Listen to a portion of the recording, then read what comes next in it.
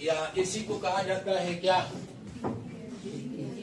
DPSP यानी directive principle of state policy, नीति निर्देशक तत्व। इसका उल्लेख अगर जो है पूछा जाए कि किस भाग में किया गया है, तो भाग 4 में। उसको याद रख सकते हैं हम लोग, DPSP लिखे हैं तो 4 लेटर है, यानी जो है भाग 4।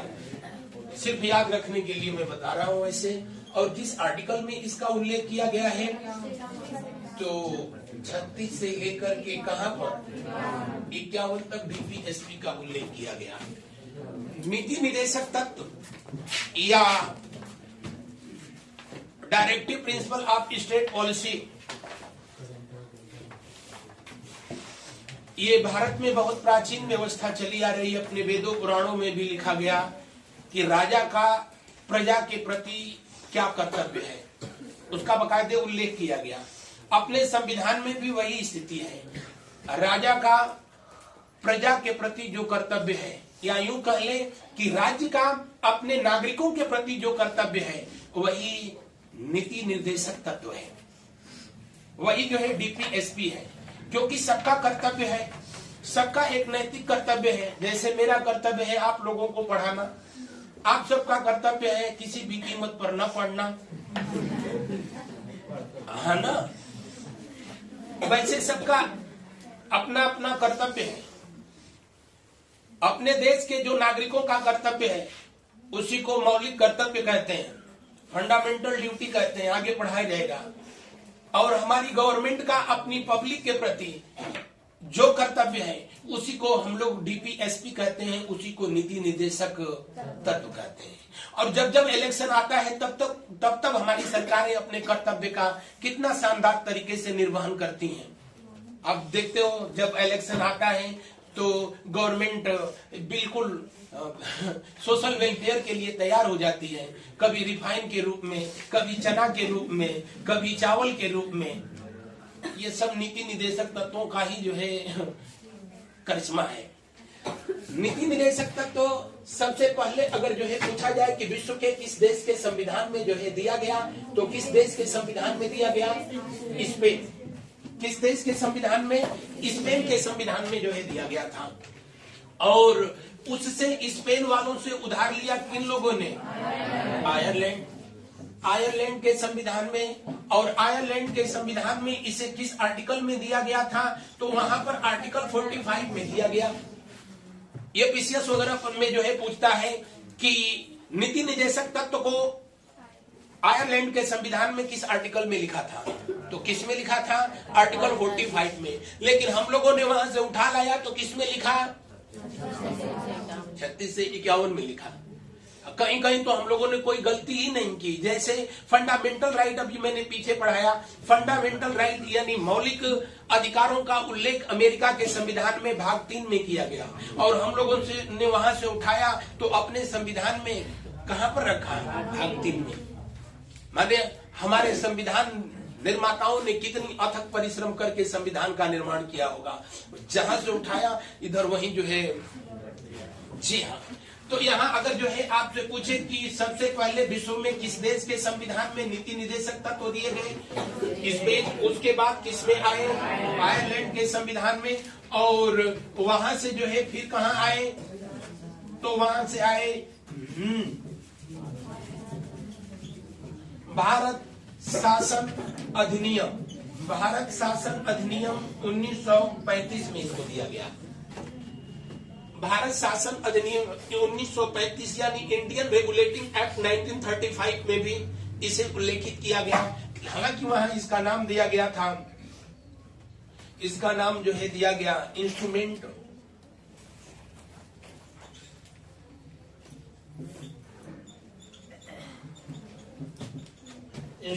Of instruction.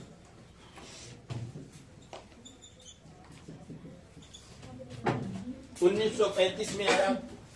कोई हमको बताएगा भारत शासन अधिनियम, आप सबको बताया भी था कि सबसे अधिक हमारा संविधान किस अधिनियम से प्रभावित है। जी हाँ, देश को आजादी मिली और जब तक हम लोगों का संविधान लागू नहीं हुआ तब तक देश की शासन व्यवस्था किस अधिनियम से चलाया गया था, भारत शासन अधिनियम 1935 के तहत। कोई हम पढ़ाए भी थे क्लास में, बताएगा भारत शासन अधिनियम जिसमें कि नीति निदेशक तत्वों को जो है समाहित किया गया, ये किसके रिकमेंडेशन पर लाया गया था, किस कमेटी के रिकमेंडेशन पे? भारत शासन अधिनियम किस समिति की सलाह पर लाया गया? कोई उधर से बोल रहा है लॉर्ड लिनलिथगो। कौन? Lord Linlithgow. लॉर्ड लिनलिथगो, परेशान न हो, भगवान कसम ये आदमी का नाम है। हाँ, आगे चल करके 1936 में ये भारत का वायसराय भी बनेगा, सबसे लंबे समय तक ये वायसराय रहा था। कौन? लेकिन उस समय जब ये भारत शासन अधिनियम लाया गया, इसी के दिमाग की ऊपर चीज थी और तब ये वायसराय नहीं हुआ करता था। तो एक बार आप लोगों से पूछा कि नीति निदेशक तत्वों को भारत शासन अधिनियम 1935 में किसके सलाह पर जो है दिया गया था? किसके सलाह पर दिया गया? लॉर्ड लिनलिथगो के सलाह पर दिया गया। और उसके बाद नीति निदेशक तत्वों को फिर लाया गया कहां पर? भारत के संविधान में। कहां पर लाया गया? भारत के संविधान में। इसको जगह दी गई, भारत के संविधान में इसे जगह दिया गया। और नीति निदेशक तत्वों को मैं शायद पढ़ाया तो बताया भी था कि भारतीय संविधान की आत्मा किसने कहा था?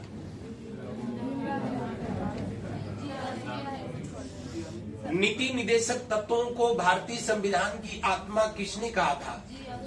जी ऑस्टिन के द्वारा जो है कहा गया था। किसके द्वारा कहा गया?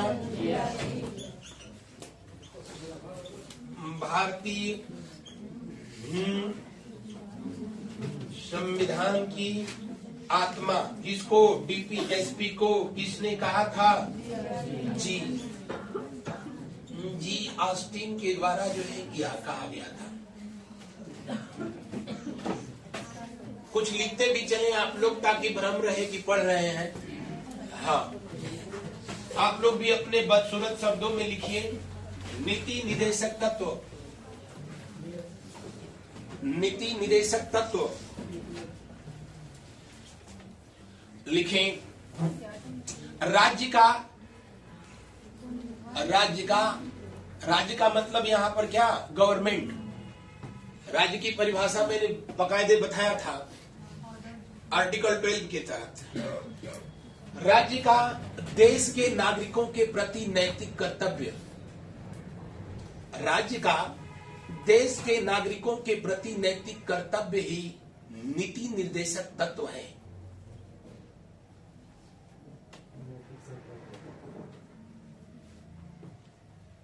राज्य का देश के नागरिकों के प्रति कर्तव्य ही नीति निर्देशक तत्व है।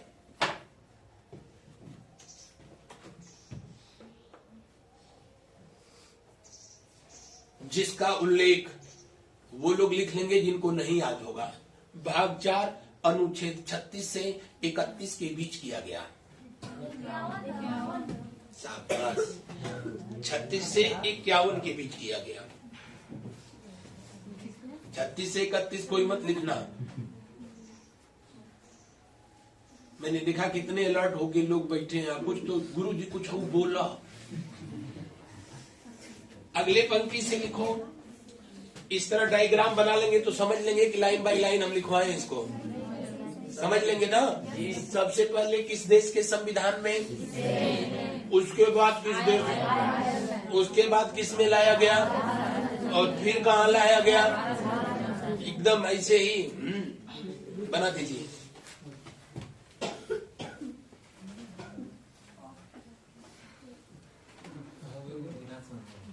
कौन ना समझना होती अंग्रेजी। ये लिखा ना इंस्ट्रूमेंट ऑफ इंस्ट्रक्शन, और उसको हिंदी में कहते हैं, अच्छा याद आता है तो बता देते हैं।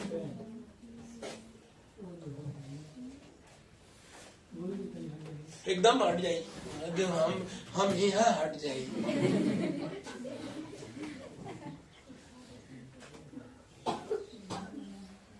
भैया आप लोग तो कितना फिर भी ठीक से बोल रहे हो कि गुरुजी हट जाइए। हरियाणा जब जो है उधर पढ़ाना हुआ कुछ दिन, तो ऐसे बोर्ड के सामने खड़े हो जाओ, तो हरियाणवी जब छात्र बोलता था, अरे गुरुजी सामने से हट जा, अब समझे में नहीं आता था कि वो जो है हटा रहा है कि कट्टा दिखा रहा है।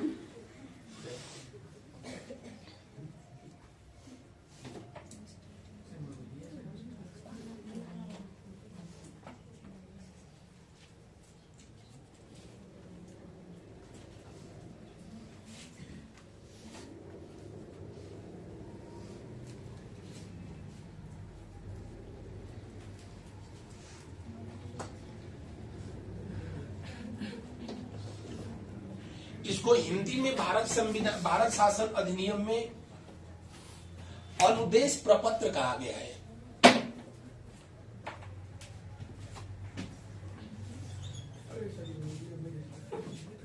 अनुदेश प्रपत्र, इंस्ट्रूमेंट ऑफ इंस्ट्रक्शन। क्या हुआ?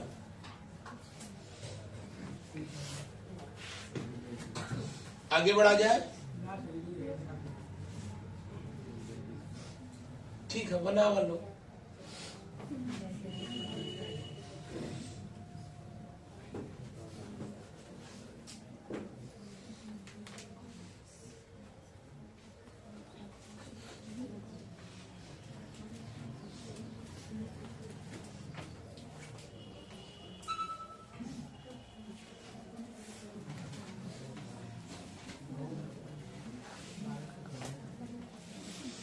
लिख लिए नालायकों?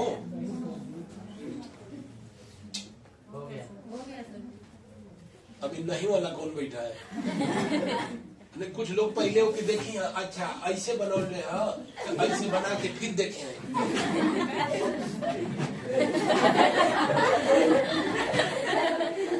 ऐसे लिखवा तब तो तू दिनवा भर लिखवा।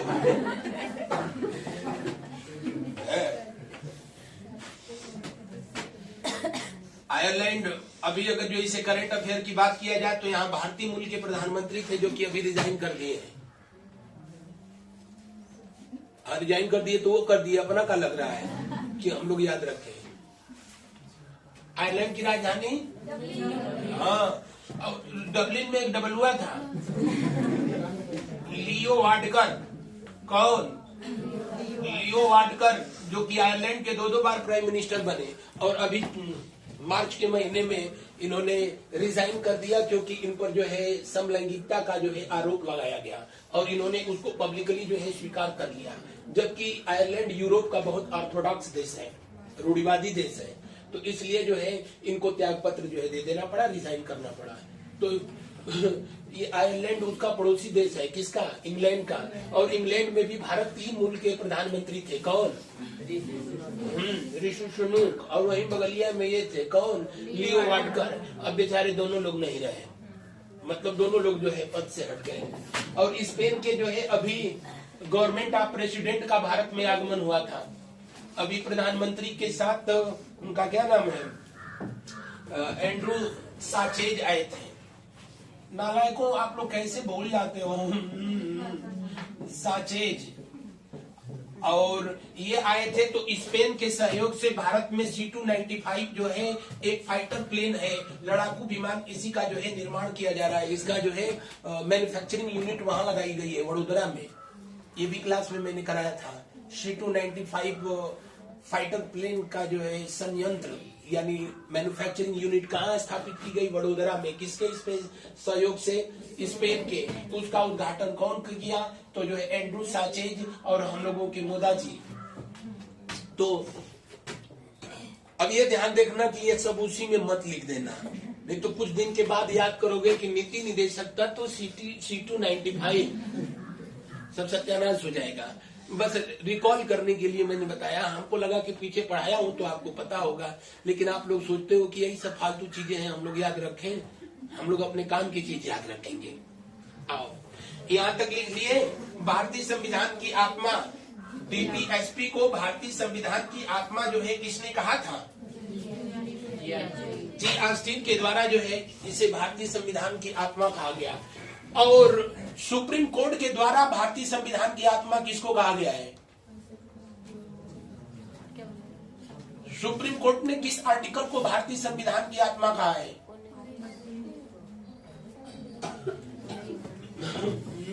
हम क्या करें, तुम लोगों को डंडा लेकर आए क्या कल से पढ़ाने के लिए? तेरे कह रहे हैं क्या लेके आओ तो हम कट्टा लेके आओ।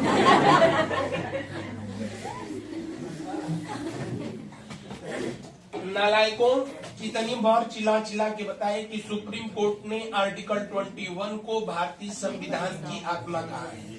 किसको कहा है? आर्टिकल 21 को। और आर्टिकल 21 में क्या दिया गया है? प्राण और दैहिक स्वतंत्रता का अधिकार। सुप्रीम कोर्ट ने इसको भारतीय संविधान की आत्मा कहा है। अगर जो है पूछा जाए कि प्रस्तावना को भारतीय संविधान की आत्मा कितने लोग बता देंगे? ठाकुरदास भार्गव। किसने कहा है?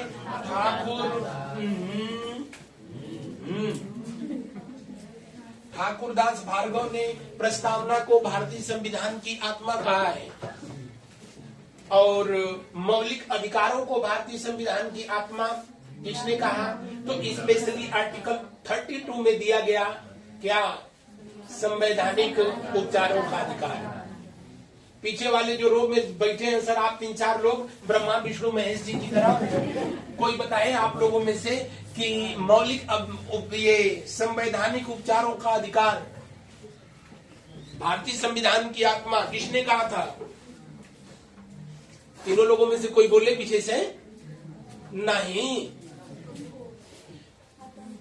आर्टिकल 32 संवैधानिक उपचारों का अधिकार कितनी बार चिल्ला के बताया गया है? क्या करें हम लोग, किस तरह पढ़ाएं आपको?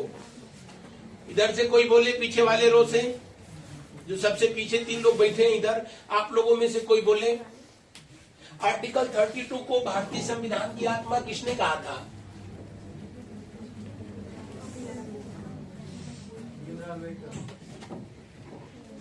भीमराव अम्बेडकर के द्वारा कहा गया।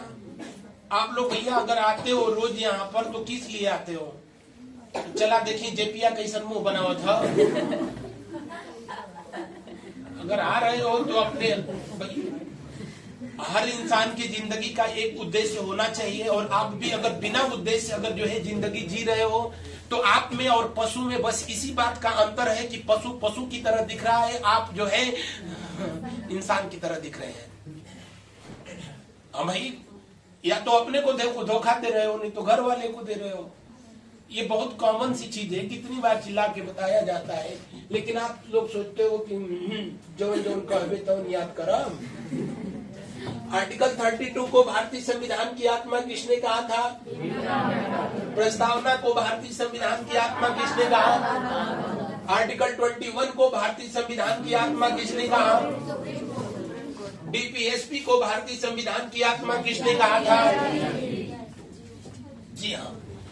अगर जो है पूछे डीपीएसपी, ये पूरी तरीके से गवर्नमेंट के विवेक पर निर्भर करता है। गवर्नमेंट का ये नैतिक कर्तव्य है।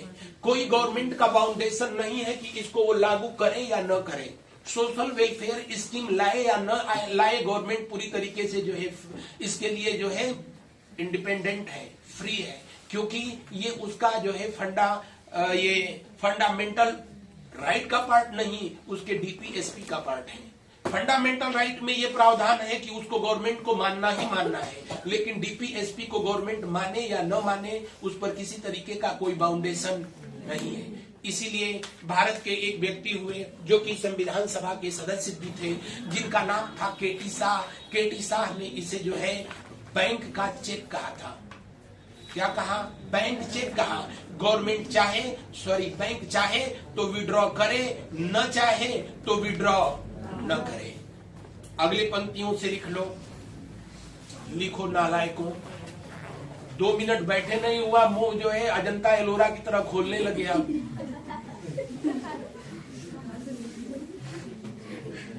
मन नहीं लगता है ना, और नहीं तो वो सिचुएशन होगी। अभी सोए होंगे तब तक पिताजी बगल में जो है मंत्रोच्चार करना शुरू किए होंगे, तो उठे होंगे अपना चल जा। लिखो, केटी शाह के अनुसार, अमित शाह मत लिख देना। कौन सा? केटी शाह। केटी शाह के अनुसार नीति निदेशक तत्व, नीति निदेशक तत्व, नीति निदेशक तत्व बैंक चेक है। नीति निर्देशक तत्व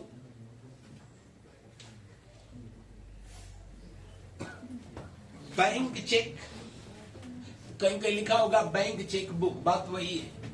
बैंक चेक है जो बैंक के इच्छा पर निर्भर करता है। बैंक चेक बुक है जो बैंक की इच्छा पर निर्भर करता है।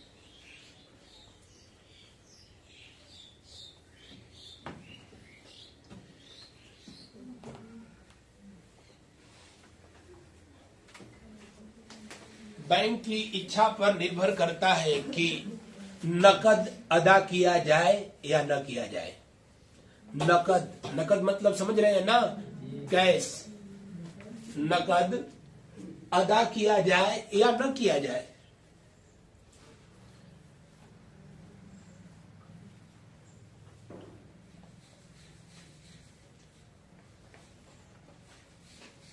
लिख लिए? अच्छा, अगर आपसे पूछे कि डीपीएसपी को भावनाओं का कूड़ादान किसने कहा था, डस्टबिन किसने कहा, तो डीपीएसपी यानी नीति निदेशक तत्व को भावनाओं का कूड़ादान कहा था टी कृष्णमाचारी ने।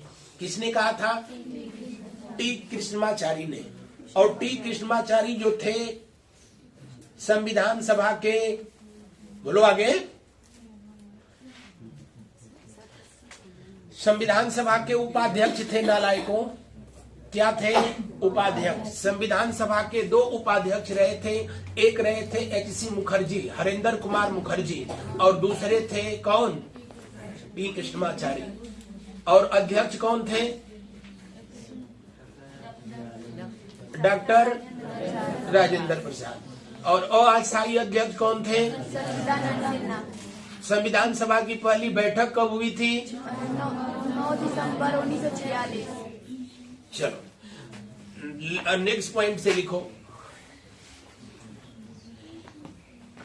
संविधान सभा के उपाध्यक्ष टी कृष्णमाचारी के द्वारा, संविधान सभा के उपाध्यक्ष टी कृष्णमाचारी के द्वारा, टी कृष्णमाचारी के द्वारा, टी कृष्णमाचारी के द्वारा डीपीएसपी को भावनाओं का कूड़ादान कहा गया। डीपीएसपी को भावनाओं का कूड़ादान कहा गया।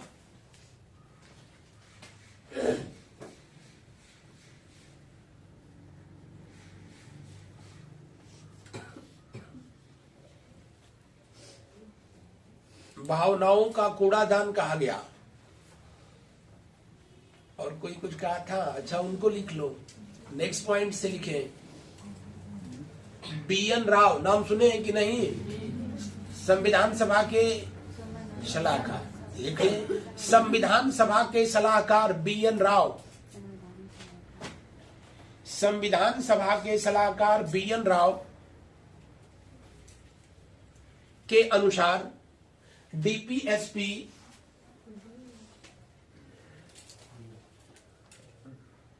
बी.एन. राव के अनुसार डीपीएसपी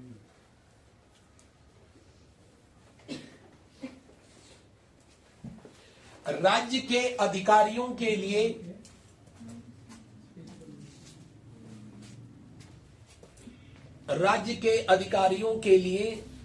नैतिक नियम है। राज्य के अधिकारियों के लिए नैतिक नियम है।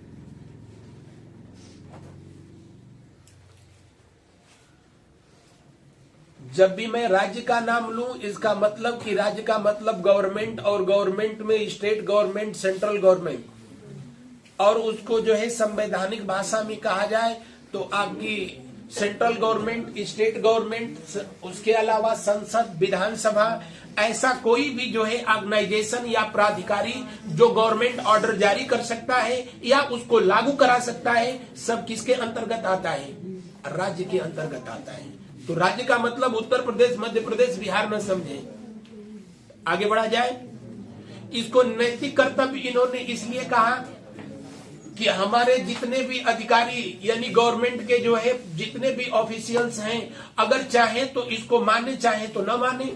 नैतिक कर्तव्य समझ रहे हैं ना? यहाँ बैठे सभी लोगों को पता है कि झूठ नहीं बोलना चाहिए, ये नैतिक फैक्ट है, सबको पता है ना। लेकिन शाम को अगर जो बैठ करके और सोचो कि आज दिन भर में मैंने कितना झूठ बोला, तो कुछ याद रहेगा, कुछ याद भी नहीं रहेगा।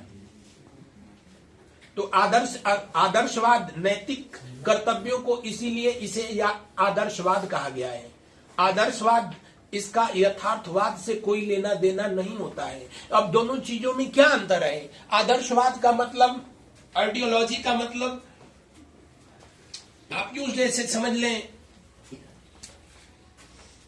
कोई बेहद ईमानदार व्यक्ति और सुबह सुबह जो है उसके घर पर कोई उससे मिलने के लिए आया, तगादा करने के लिए, और वो घर में ही था और अपने बालक को, बच्चे को कहा कि जाओ कह दो कि पापा घर में नहीं है ना? ये यथार्थवाद था। अब वो बच्चा जो है गया उससे मिल, पापा है घर में, तो अब उसने जो है बिल्कुल वही लाइन जो है रट दी। पापा ने कहा है कि जाओ कह दो कि पापा घर में है। तो आदर्शवाद अलग है, यथार्थवाद अलग है। और वहां यथार्थ ये होना चाहिए था कि उस बच्चे को कहना चाहिए था कि पापा घर में, लेकिन उसने जो है आदर्शवाद की पराकाष्ठा प्रस्तुत कर दी, पापा को और धर्म संकट में फंसा दिया। तो अपने संविधान में ये भी जो है आदर्शवाद है। अगले पंक्ति से लिख लेना, डीपीएसपी आदर्शवाद, डीपीएसपी आदर्शवाद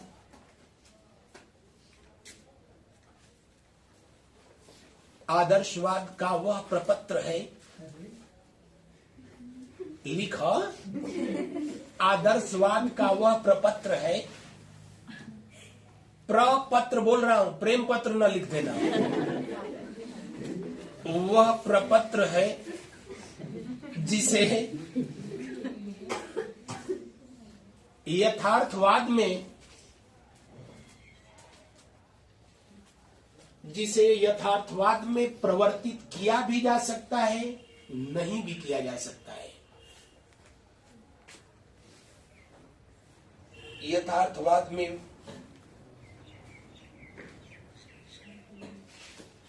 प्रवर्तित किया भी जा सकता है और नहीं भी किया जा सकता है।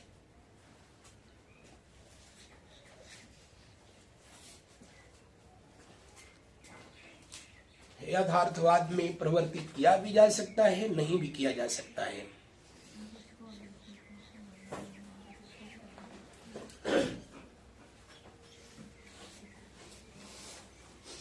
नेक्स्ट पॉइंट से किसने पूछा था? अगले पॉइंट से लिख देना, केसी वेयर के अनुसार, केसी वेयर आदमी का नाम है, लग रहा है कोई वायरस है ना। केसी वेयर के अनुसार डीपीएसपी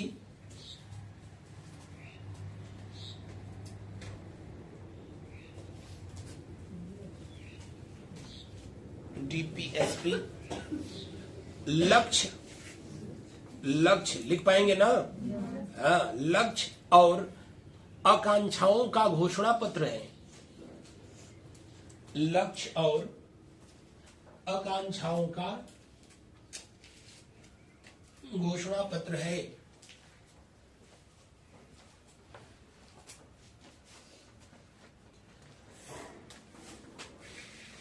नोट कर लिया गया।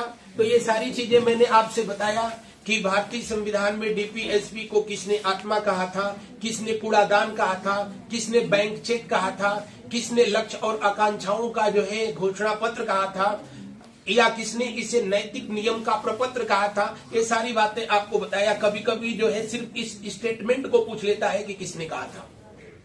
अब आइए उनको एक एक करके उन आर्टिकल्स को, अनुच्छेद को हम लोग देखते हैं। नीचे लिखेंगे नीति निदेशक तत्वों के आर्टिकल्स यानी अनुच्छेदों की व्याख्या। नीति निदेशक तत्व के अनुच्छेदों की व्याख्या सबसे पहले लिखें आर्टिकल 36, अनुच्छेद 36।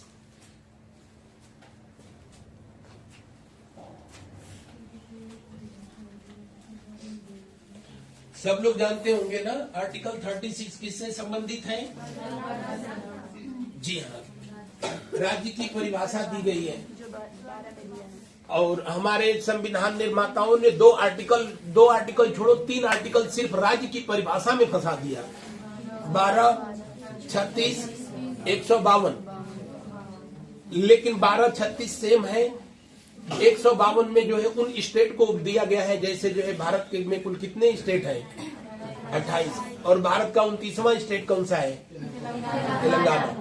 तो आप लिखेंगे आर्टिकल 36 में, आर्टिकल 36 में राज्य शब्द को अनुच्छेद 36 में राज्य शब्द को अनुच्छेद 12 के अनुसार परिभाषित किया गया है। अनुच्छेद 12 के अनुसार ही परिभाषित किया गया है।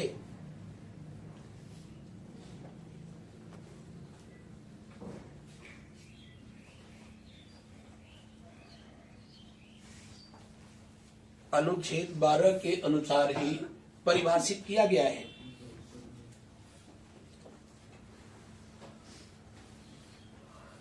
नेक्स्ट पॉइंट से अब फिर बताएं कि राज्य क्या है।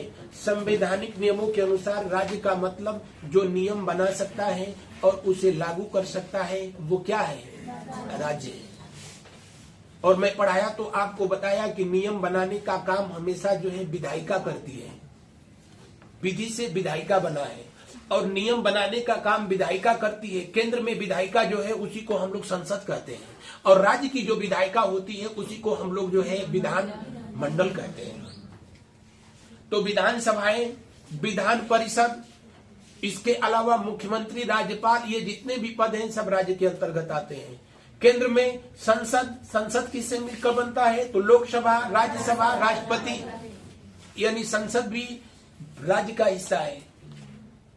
जो गवर्नमेंट है जिसको हम लोग कार्यपालिका, गवर्नमेंट को संविधान की भाषा में एग्जीक्यूटिव या कार्यपालिका कहते हैं, चाहे राज्य में हो चाहे केंद्र में हो, वो भी क्या है? वो भी राज्य है। आप लोग पढ़ करके जिस दिन जो है गवर्नमेंट जॉब पाएंगे आप लोग भी उस दिन कार्यपालिका का ही हिस्सा बन जाएंगे।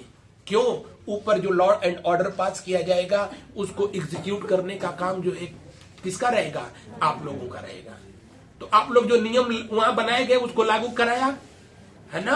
और कुछ नियम आप लोगों ने खुद ही बना दिया। समझ गए कि नहीं समझ गए? रोड पर खड़ा हो गए, हेलमेट पहने हो, नहीं पहने हो 2-500, जब पहने हो तो इतना पुराना क्यों है? बेकार हो गया है, 300 बस दो। जिसका सब कुछ ठीक है उससे फिर अब उसको कहा जाएगा कि सारे कागजात एकदम ठीक ठाक लेके चल रहे हो, हम लोगों के बारे में नहीं सोच रहे हो। तो आप लोग भी खुद नियम बनाएंगे और उसको क्या करेंगे? लागू कराएंगे। कभी कभी उसी नियम के चक्कर में मामला गड़बड़ हो जाता है। अगला लिखेंगे आर्टिकल 37, अनुच्छेद 37।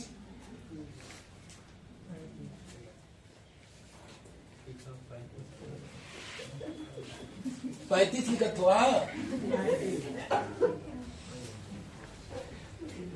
आर्टिकल 37, 37। इसमें क्या दिया गया है? इसमें दिया गया है कि जो डीपीएसपी में जो कुछ भी लिखा है, गवर्नमेंट का ये परम कर्तव्य है कि जब वो कानून बनाएं तो उनको अपने कानून या योजनाओं में क्या करें, समाहित करें। उनका परम कर्तव्य ये है। लेकिन डीपीएसपी विधि या कह लें कि वाद्य योग्य नहीं है, यानी इसके आधार पर न्यायालय कोई डिसीजन नहीं दे सकता है।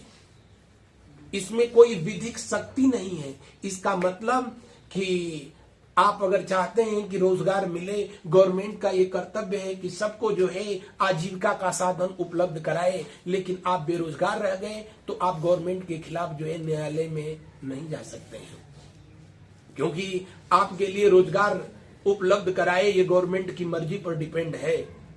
और गवर्नमेंट रोजगार उपलब्ध भी करा रही है। कोई दिक्कत है? जब इलेक्शन आता है तब वैकेंसी आती है ना, 50,000, 1 लाख, क्योंकि गवर्नमेंट को वोट और नोट दोनों की जरूरत होती है। और दोनों जो है कहां से पूरे होंगे? बेरोजगारों से। क्योंकि पैसा नहीं भी रहेगा तब भी जो है आप फॉर्म भरेंगे, खून ही क्यों न बेचना पड़े, और फॉर्म भर लेंगे तो इस उम्मीद में वोट देंगे कि यही आएगा तो जो है इसको कंप्लीट कराएगा, नहीं तो वह आएगा तो रद्द कर देगा। क्या गजब गेम खेली जाती है। और जिसको हम जो वैकेंसी जारी किया उसी को हम लोग जिता देते हैं, तो वो भी टेंशन में हो जाता है कि ये तो जिता दिया, इसका मतलब कि इसको क्लियर कराना पड़ेगा। तो वो भी जुगाड़ लगाता है, उसको जानबूझ करके पेपर आउट करा देता है। आप लोगों ने देखा ना, 2024 में हम लोगों ने लीप ईयर आज तक हम पढ़े थे, लेकिन लीक ईयर, हाँ लीप ईयर नहीं, लीक ईयर मनाया गया। चाहे कोई भी परीक्षा रही, हाँ, तो क्या लिखा? हाँ लिखें,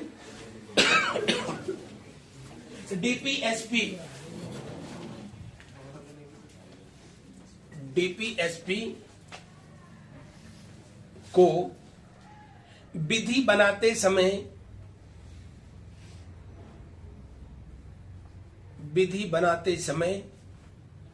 समाहित करना या लागू करना एक ही बात है। समाहित करना राज्य का परम कर्तव्य है। विधि बनाते समय डीपीएसपी को समाहित करना राज्य का परम कर्तव्य है।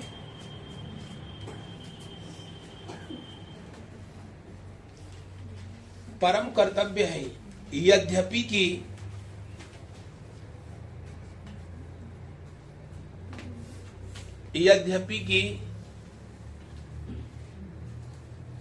डीपीएसपी को विधिक शक्ति प्राप्त नहीं है। विधिक शक्ति प्राप्त नहीं है अथवा वाद्य योग्य नहीं है, अथवा वाद्य योग्य नहीं है,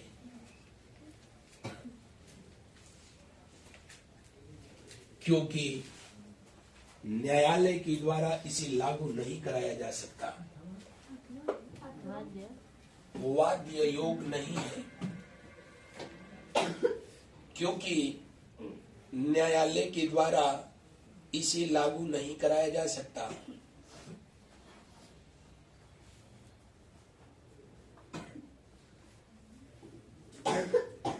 न्यायालय के द्वारा इसे लागू नहीं कराया जा सकता।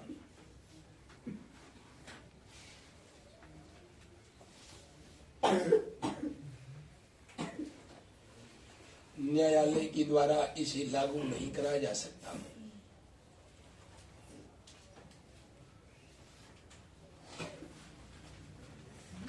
अगला हेडिंग लिखें, अगला लिखें आर्टिकल 38।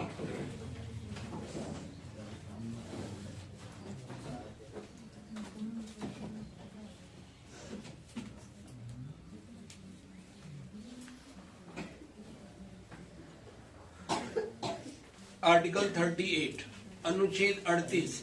अनुच्छेद 38 में ये समझते चले, रटेंगे तो जो है शायद ही वो याद हो। हालांकि आप लोगों को का पड़ी हो उनको रटने की। अनुच्छेद 38 में इस बात का उल्लेख किया गया कि राज्य का ये परम कर्तव्य है कि लोक कल्याण में अभिवृद्धि करें। लोक कल्याण जिसमें कि जनता का अधिक से अधिक भलाई हो सके, ऐसी योजनाओं या ऐसे विधि या ऐसे क्रियाकलाप गवर्नमेंट के द्वारा जो है करनी चाहिए। ये सब करनी चाहिए, होना चाहिए, लेकिन हकीकत में होता नहीं है। बस हम लोगों को याद करना चाहिए, क्योंकि इसी की वजह से जो है परीक्षा को पास करना चाहिए, है ना। तो 38 में इस बात का उल्लेख किया गया कि गवर्नमेंट लोक अभिवृद्धि के लिए प्रयास करे और कल्याणकारी योजनाओं को जो है लागू करे। लिखेंगे आर्टिकल 38, उनको जो है पानी बाहर निकल के पानी पी लीजिए, नहीं तो कल पता चलेगा कि छुट्टी हो जाएगी एक दिन की। नालायक हो तुम लोग, फालतू बस समझ रहे हो। लिखें आर्टिकल 38, लोक कल्याण की अभिवृद्धि के लिए, लोक कल्याण की अभिवृद्धि के लिए लोक कल्याण की अभिवृद्धि के लिए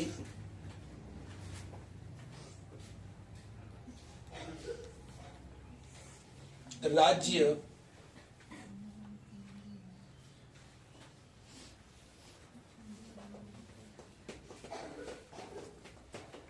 लोक कल्याण की वृद्धि के लिए राज्य के सार्थक प्रयास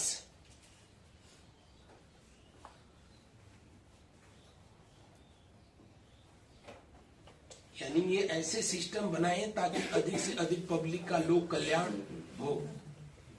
इसमें दो उपखंड दिए गए हैं। नेक्स्ट पॉइंट से लिखना, आर्टिकल 38 के दो उपखंड हैं, दो भाग हैं। आर्टिकल 38 के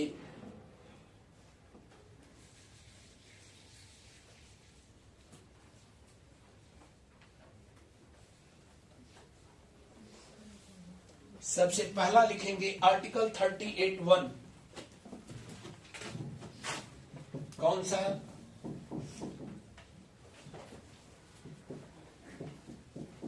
सबसे पहला लिखेंगे कौन सा? 38(1). फटाफट लिखते जाएं।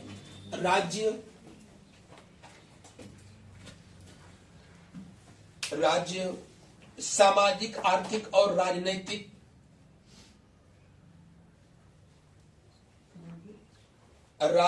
सामाजिक, आर्थिक और राजनैतिक न्याय, राज्य सामाजिक, आर्थिक और राजनैतिक न्याय प्रत्येक नागरिक के लिए सुनिश्चित करे।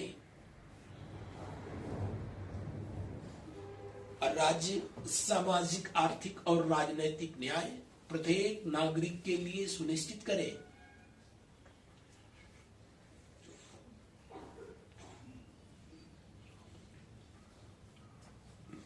लिख लिया गया। नालायकों, अगर मैं पूछूं कि सामाजिक, आर्थिक और राजनीतिक न्याय का उल्लेख डीपीएसपी के अलावा और कहाँ किया गया?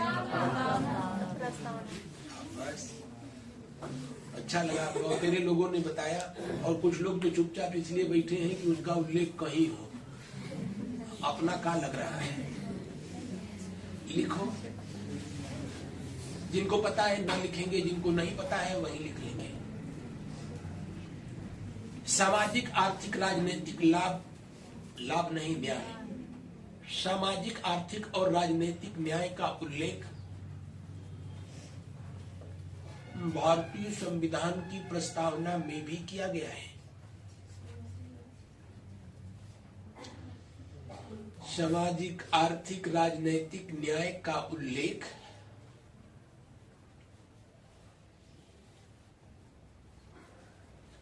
भारतीय संविधान की प्रस्तावना में भी किया गया है।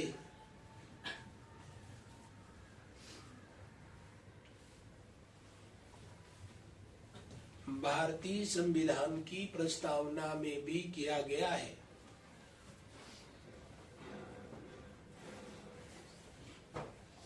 नोट कर लिया गया। अब इस पर प्रश्न आपसे पूछता है कैसे। अगर आपसे पूछे कि सामाजिक आर्थिक राजनैतिक न्याय का उल्लेख प्रस्तावना के अलावा संविधान में कहाँ किया गया है? डीपीएसपी में किया गया है। अब ऑप्शन पे डिपेंड करेगा। नहीं तो कभी ऐसे पूछ लेता है कि सामाजिक आर्थिक न्याय का उल्लेख प्रस्तावना के अलावा किस भाग में किया गया है, और नहीं तो पूछेगा सामाजिक आर्थिक राजनीतिक न्याय का उल्लेख प्रस्तावना के अलावा किस आर्टिकल में किया गया है। और 38, 1, 2, 3 अगर ऐसे देगा ऑप्शन में तो फिर जो है किस में किया गया है? 38, 1 में किया गया है। परेशानी में कोई कमी ना। और लिखे आर्टिकल 38, 2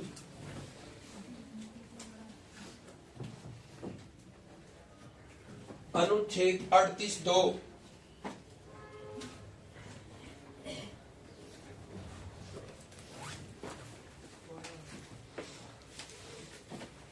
लिखे राज्य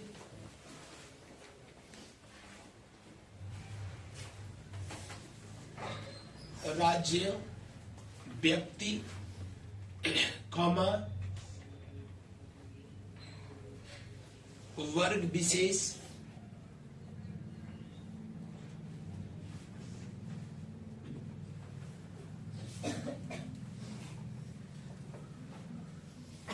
ऐसे लिखे राज्य न केवल, उसमें संशोधन करें राज्य न केवल व्यक्ति। थोड़ा सा आप लोगों को कष्ट होगा लेकिन हमको बिल्कुल भी खेद नहीं है। राज्य न केवल व्यक्ति कॉमा वर्ग विशेष व्यक्ति कामा वर्ग विशेष बल्कि राज्य न केवल व्यक्ति वर्ग विशेष क्षेत्र बल्कि क्षेत्र विशेष के असमानताओं को, क्षेत्र विशेष के असमानताओं को, क्षेत्र विशेष की असमानताओं को समाप्त करने के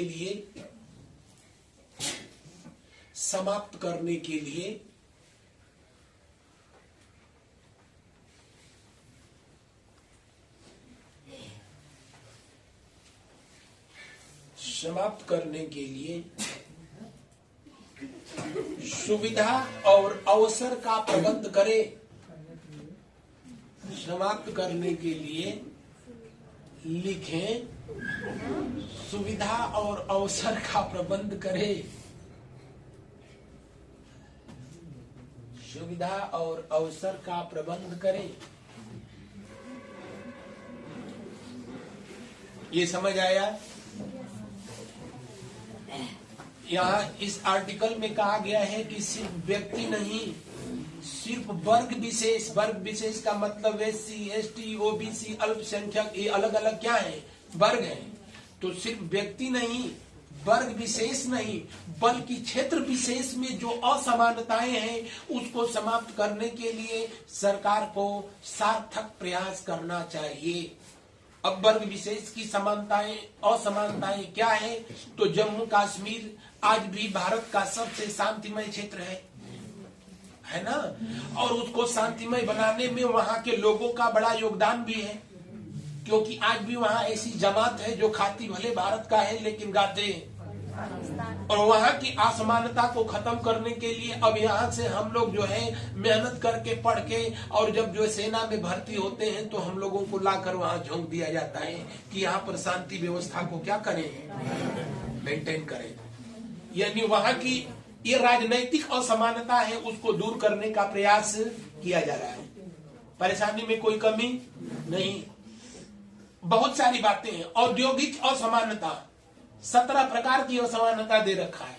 औद्योगिक असमानता का मतलब अब देखिए, मोदी जी चुनाव लड़ते हैं बनारस से, जब वोट लेने के लिए होता है तो आते हैं बनारस और कहते हैं कि भाइयों बहनों, गंगा मैया ने बुलाया है, हमको वोट दीजिए और फिर प्रधानमंत्री बनाइए। हम लोग कर देते हैं वो काम। लेकिन जब यूरिया लिक्विड प्लांट अगर जो लगाने की बारी आती है तो प्रधानमंत्री जी को गुजरात याद आता है। सोलर सिटी स्टैब्लिश करने की बारी आती है तो प्रधानमंत्री जी को गुजरात याद आता है। जब जो है C-295 ये फाइटर प्लेन का जो है मैन्युफैक्चरिंग यूनिट लगाने की बात आती हो तो प्रधानमंत्री जी को गुजरात याद आता है। लेकिन जब वोट लेने की बारी आती है तो प्रधानमंत्री जी को भाइयों बहनों याद आते हैं, बाबा बुला लेते हैं। अब उस बकायदे बताते भी हैं कि इससे जो है रोजगार उत्पन्न होगा, इससे सामाजिक असमानता खत्म होगी। क्यों? क्योंकि जो है आप यहाँ पढ़ लिख के किसी काम के नहीं रहेंगे तो नौकरी करने कहाँ जाएंगे? गुजरात। अगर वो प्लांट यहाँ लगा दिया जाएगा तो आप गुजरात कैसे जाएंगे? तो जो होना चाहिए हमारी सरकारें वो करती नहीं है, और जो करती हैं उसको कदापि होना नहीं चाहिए। वही DPSP है, लिखा गया है झूठ नहीं बोलना चाहिए, लेकिन हम लोग उसको पढ़ के और दिन भर झूठ बोलते हैं। तो वो जो लिखा गया है आदर्शवाद है, दिन भर हम लोग जो झूठ बोलते हैं वो यथार्थवाद है। अब अपने बदसूरत शब्दों में लिख दीजिए, आर्टिकल कौन सा आएगा? 39, 39। लेकिन 39 आज नहीं आएगा, ठीक है ना? हाँ, अब कल आएगा, क्योंकि ऑलरेडी आप लोगों के गुरुजी आकर के बैठे हैं, ठीक है ना? तो आप लोगों का लाभ हानि वाला कार्यक्रम शुरू होगा। हंसो मत। GS वो सब्जेक्ट है जिसको हम लोग जीते हैं, उसी को पढ़ते हैं। और मैथमेटिक्स रीजनिंग वो सब्जेक्ट होता है जिसका हकीकत से कोई दूर दूर तक वास्ता रामलाल की भैंस श्यामलाल को बेच दी जाती है, न भैंस का पता न रामलाल श्यामलाल का पता। टेंशन लेकर आप लोग बैठ जाते हो कि कितना लाभ हुआ, शेष लाभ अगले दिन। धन्यवाद। इसको